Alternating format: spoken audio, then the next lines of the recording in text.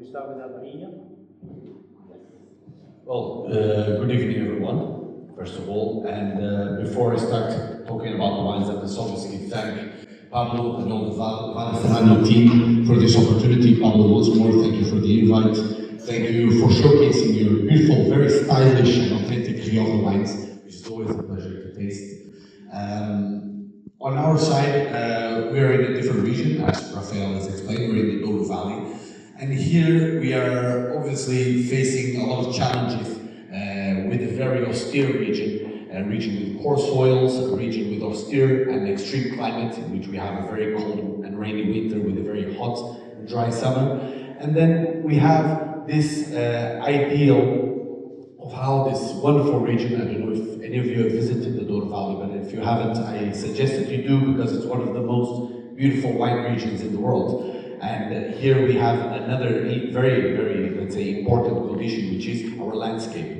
We are a mountainous region. Our viticulture is planted over 30% steepness. So we're in the mountain, our vineyards are planted over terraces, which immediately challenge us to a very, let's say, difficult access to these vineyards, difficult workforce, but it does give us, let's say, an interesting aspect of diversity.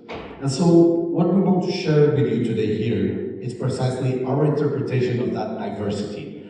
The ability to work in the Douro gives us the ability to be, in true fact, creative. We have vineyards at lower quotas, let's say 80 to 100 meters above sea level, but in the same region, after a 15-minute car drive, we are at 600 meters above sea level, which gives us a totally different behavior in terms of terroir. Usually, when we visit the Douro, we focus on the valley, the river, the villages on the river bank, which gives us fantastic scenery. But as we drive up these mountains, we climb over these mountains and we reach the plateaus. And these plateaus end up being incredibly interesting in the point of view that climate changes drastically. So we have an average of less 2 degrees Celsius annually.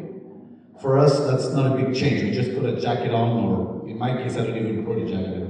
I'm quite not sensitive to the cold, but for a plant, this changes completely its physiognomy. Grapes like Touriga Nacional, like Touriga Franca, like Tinto Cão, or classic indigenous rustic grapes, they do not ripen well in these conditions, but our white grapes do. So the Douro brings us two sides. It's a two-faced, let's say, region.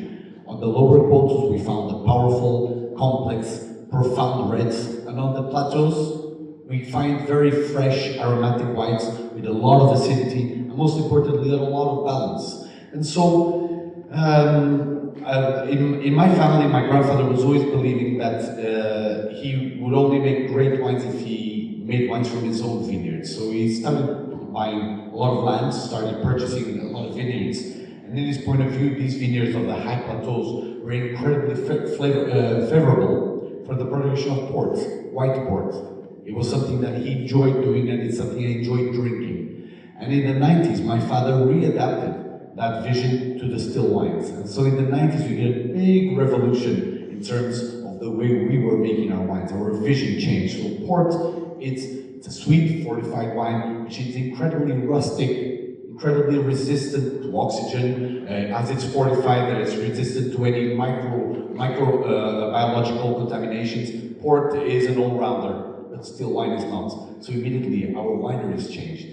We started looking at stainless steel, cleanliness, temperature control, oxygen control, presses that were adequate to press softly and not over-extract in our white grapes. And so, as a Douro wine company with a lot of history, with a lot of focus on tradition, we were quite, let's say, disruptive and innovative in that sense in the early 90s, looking towards making wines that had a lot of balance, freshness, and most importantly, they were enjoyable. And so here at Quinta de Cidro, we are looking at an estate with around 140 hectares of vineyards, in which all of the vineyard is at altitude between 500 and 600 meters above sea level, which, due to the altitude, we've got slower ripeness, we've got cooler temperatures, which help us preserve the aromatic compost, provokes slower ripening, and most importantly, preserve the acids. And so we look essentially at white grapes in this estate, and Quinta Cidro has always been famous in the region for producing the white wines. And in that sense, we looked at our grape varietals, and this is where the Douro starts to get tricky. Raphael spoke about 3 or 4 grape varietals, but we have 125 grape varietals that we consider native, indigenous, which makes it a hell of a difficult job to communicate to the US market, especially, well, not only the US market, to all the markets in the world. When most of the regions are famous for 1 or like 4 or 5 different grapes, we have a lot of them. And in our company, we like the aspect of working with the most traditional ones, but also rescuing and recovering a lot of the grape varietals that became extinct. So this, let's say, mentality of focusing on individual grapes gave us the idea that we should actually bottle them and show them to the market and actually offer a good balanced profile from a linear grape varietal that can be actually quite appealing. And so here at Quinta Cidro, all the wines we make are single varietals, which is yet again quite disruptive for a regional blending like the Douro Valley. So the first wine that we're going to taste, it's a grape that you're all familiar with, I'm pretty sure, which is called Alvarinho. In Spain they call it Alvarinho, but it's exactly the same grape. And we love it. I love it too, that's why I'm getting the glass. Alvarinho, it's one of the grapes that challenges us more, especially in our winemaking department. So I didn't introduce myself, but Raphael did, but I've been working in the company for 12 years now. This is my 12th year, which I'm very happy, so very proud as a mark. It's a family company, so you can imagine it's 12 years of hard work, but also a lot of challenges considering I'm working with my father. And in that aspect, I work with a fantastic head winemaker called Jorge Moreira. And Jorge is incredibly detailed about his work. Jorge likes freshness, Jorge likes sharpness, but most importantly, he loves varietal character. Which is when you put your nose in the glass, you get precisely what the grape talks to you about. Alvarinho is a grape known for being quite floral, quite citric. You got a lot of the orange blossom character, okay? It's light, it's got a very nice mineral touch on the palate with a lot of acidity. Yes, we know that, but that's in the Rias Baixas or the Vinho Verde region of Portugal. How does the Alvarinho react to porous soils and quite a, let's say, warm summer in the Douro? Well, our soils in Cidro, they are high altitude, but they are still quite poor. So they're less than 1% of organic matter. So Alvarinho here struggles in a way. It suffers from the heat, it suffers from the lack of nutrition in the soil, but we learn to dominate it in a certain way. We like early picking, so we choose to pick quite early. We want the freshness, we want the acidity, even if the acids are quite sharp, we pick it, and we look for the varietal character. So we look for this floral, citric, very appealing character, and then it comes to the point and say, oh, but wait a minute, it's quite acid, it's quite sharp, it's quite harsh, no problem. We love the idea that we can balance this out with a little bit of malolactic fermentation. So we do about 20% of malolactic fermentation on this wine, which helps us to bring volume and complexity, but at the same time, it gives us that sense of richness and balance. And so 2024, it's thank God, a lovely year for us after 2 very difficult years. 2022 and 23 were quite difficult for us.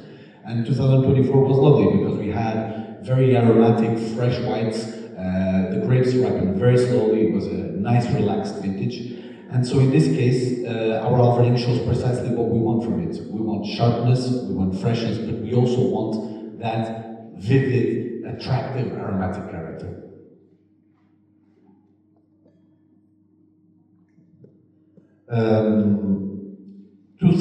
Alvarinho, we choose to preserve this varietal character by purely aging it in stainless steel. So it's fermented and aged in stainless steel. We do a bit of lees work here. So we like to leave it on the lees. We like the effect of the lees. It does bring it a little bit of a reductive character, which we like. It's that almost like a gunpowder aroma, a hint of gunpowder that gives it nice freshness, makes it more serious. And yet again, it adds another layer of aromatics that makes this wine even more interesting. So, very fresh wine, very attractive, quite linear. So Alvarinho, just like a Riesling or Sauvignon Blanc, is quite a linear grape. You find It's very easily identifiable. And so we love to pair it with the classic fish, seafood dishes, soft cheeses. That's more your part of the game, right?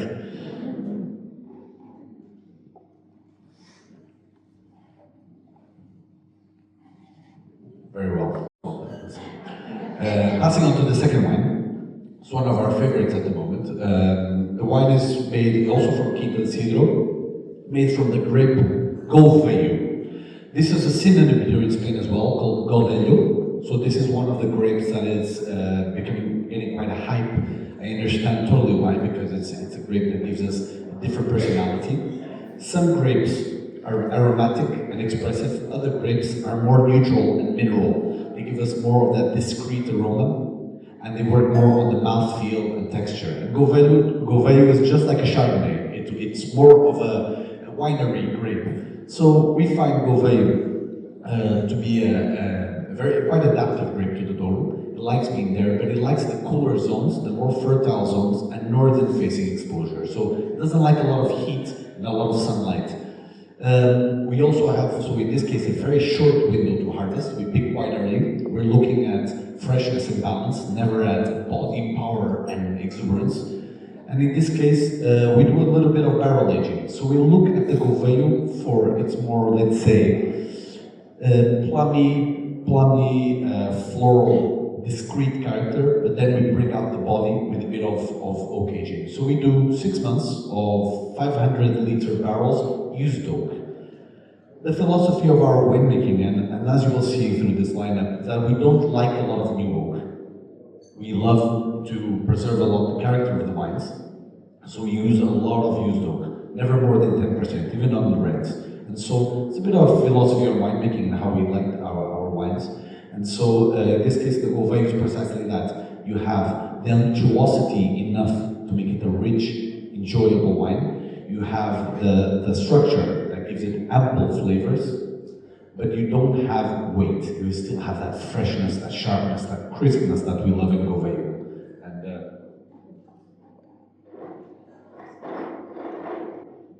And I love the differentiating character. So it's not similar to anything else we have available. So people say, yeah, if I like a Chardonnay, I could actually buy this Gouveio. So I mean, someone who's looking, look, I love Chardonnay, but you have something different for me to try. Well, this is a great option. But it doesn't look like a Chardonnay. It doesn't smell like a Chardonnay. It's got its own personality, which is lovely in a way. It's pretty nice.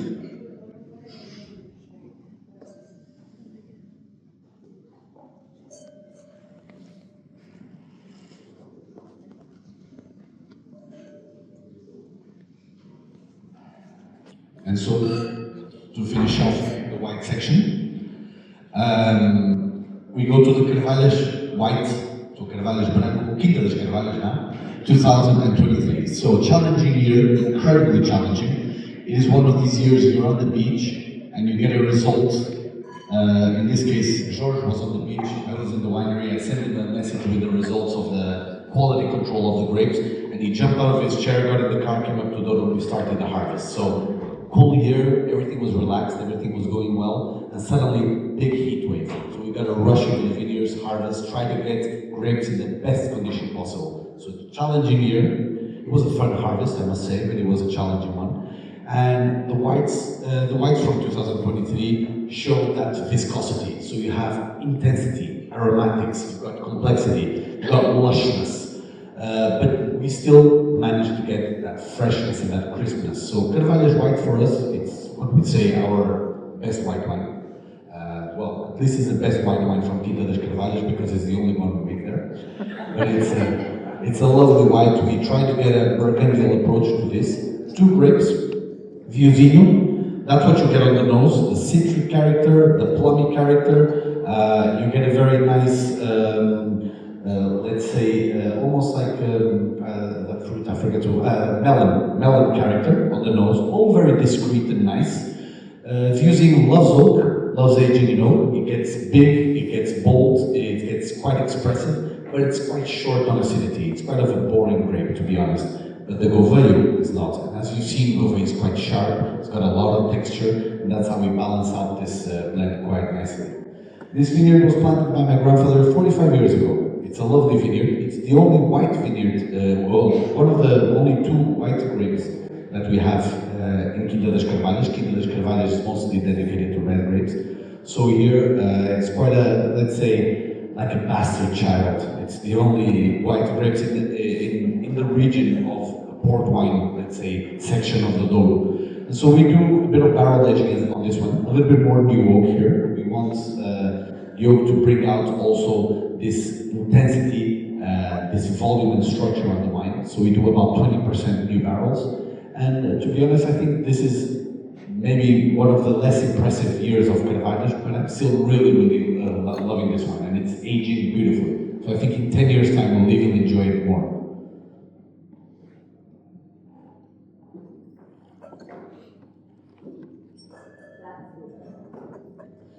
It's a very short window to harvest white wines in Douro.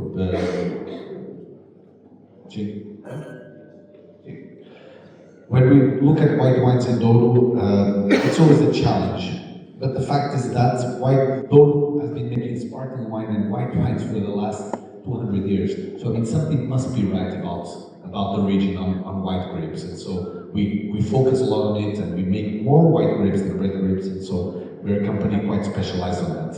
And so to complete the tasting, because Rafael's getting nervous, we'll go into Rafael's favorite red wine of the company. So Quinta das Carvalhas Reserva. In our philosophy, the Douro is about blends, and the Douro has been working with field blends for such a long time. For many years, our ancestors would plant plots with 30 or 40 different grape varietals in the same plot, which made wines of immense complexity, a lot of depth, a lot of attitude, I would say, and originality. And so we love the idea of preserving these old vineyards. And in this Carvalhas Reserva, we have the base is an old vineyard with an 8 years old. Has around 30 different grape varietals, in which Touriga Franca is dominant. That vineyard is planted as foot trodden, and we look at the structure, the power, the depth. But at the same time, this is north facing, so there's a lot of freshness, a lot of inkiness, a bit of a, let's say, bushy, wild berry notes on the nose, which definitely gives us that sense of location. North-facing Quinta das Carvalhas, that's the beauty of this estate. It has a lot of north-facing vineyards, so less hours of sun, slower maturations, fresher profiles. But that type of description is lovely on a top wine that you will age for many years. Here, we want a wine that has that sense of location, but also is quite attractive. So we thought this wine lacks the sexiness, okay? The sexiness to make it appealing. And so there we go, we get the sexiest grape in Douro called Touriga Nacional. Floral, very citric, very attractive, and Touriga Nacional is 50% of the blend. We have a south-facing Touriga Nacional, which is quite voluptuous and gives us that sense of roundness, making the tannins softer and incredibly appealing on the palate. So, yet again, we're doing this in a traditional way, but then 50% of the wine brings out a modern, disruptive side that most importantly makes the wine incredibly enjoyable while young, but also with aging potential. So we're talking about 12 months of aging in oak, 10% new oak. Yet again, you feel the fruit, you feel the estate. If you put your nose in the glass, you have a very vivid, fresh, almost greenish aroma. This is quite a young vintage, bottled quite recently. And this is a lot to do with the north-facing, but then north-facing vineyards. But when you place it on the palate, you got roundness, you got juiciness. Tannins are soft, and most importantly, they are approachable. They are not difficult tannins. And that's something that we enjoy, because we know they will age well, but at the same time, we can drink them quite young.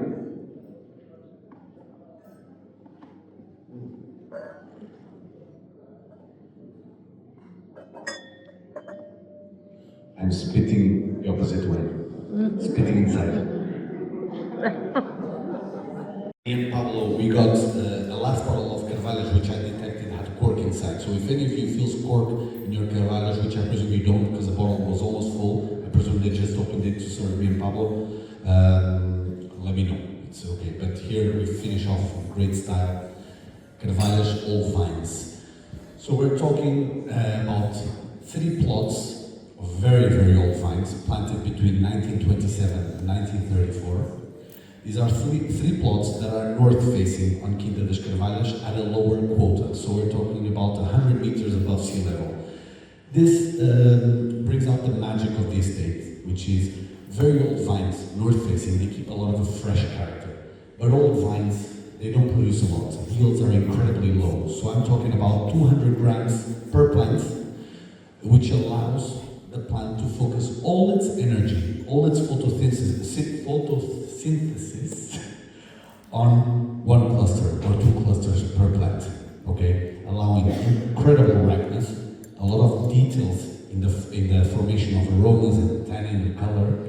And so we love to respect this.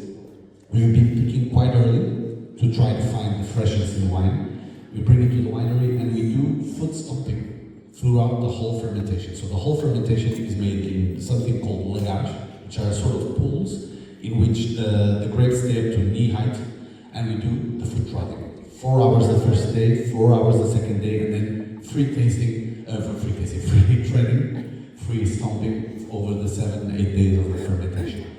Fermentation in lagars allow us to have the skins and the must in almost 100% contact, allowing for a soft extraction of the details. Okay, all these small details that we find in the complexity of these wines we are able to extract through constant contact and no blunt force. And that is a technique that we love. It makes sense for this wine. And so what we look in Carvalhas is definitely a wine that has immense complexity, a lot of depth. And I must admit, I make a small batch, a small production of almost like a personal wine in the company, also based on old vines, because we are in love with it. We love the complexity, the power, the depth these wines have. They're like garlic. We put them on a palate and they just linger on with these beautiful blueberry notes, this earthy character, this bushy, like greenish character that just lingers on and lingers without being harmful, without being overpowering. It's just pure elegance, but with some rusticity. And in this case, I think the Carvalhas Old Vines, which represents what we believe. We wake up every morning thinking about this wine. We would love all the vineyards of the Douro to be able to produce this quality, but that's the beauty of the terroir. There's only 3 plots. We're talking about 8,000 bottles a year, so not a lot. A lot of it goes to total wine, so great. But at the same time, I think it's a great way to finish off on the Carvalhas. So here, no new oak, just pure used barrels. We're looking at terroir, freshness, and most importantly, character. So I hope you enjoyed this tasting. It's been a pleasure to share our passion and philosophy. Thank you.